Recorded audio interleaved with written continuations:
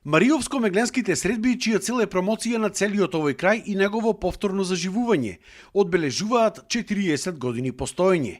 Но за жал Мариово денес е најненаселената област во Европа, вистинска пустелија, без основни услови за живот, заборавена од сите државни органи досега.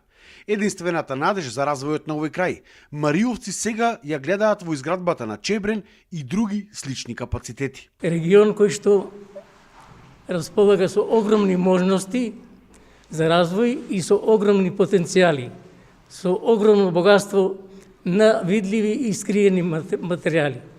Пред се рударството, енергетиката, сточарството, земјоделието и ред други работи за кои што во времето мариовците беа едни од најпочитуваните.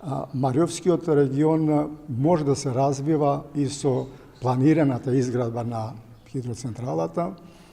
Сметам дека тука сигурно се направени и се прават сериозни анализи, истражувања и сметам дека и со изградба на овај мощен значаен економски објект ќе се придонесува и во развојот на овој регион.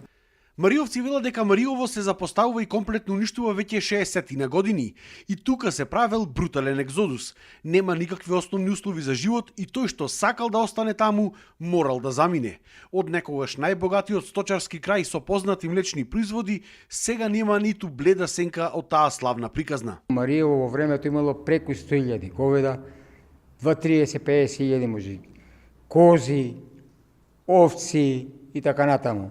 Мариево сега е оставено на забот на времето и од сето тоа што го некогаш го имало, нема ништо.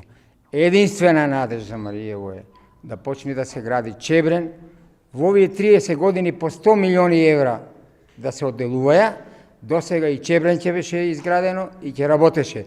Во моментов има само уште 100 постојани жители, а тој број од ден на ден е се помал.